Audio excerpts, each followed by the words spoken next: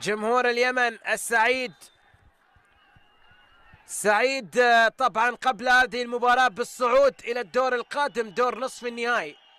8 منتخبات، المنتخب الذي بات مرشحا لنيل هذه دوران فيها تمريرة، كرة خطيرة لكن الكرة تبعد من دفاعات منتخب لبنان عند انتصار.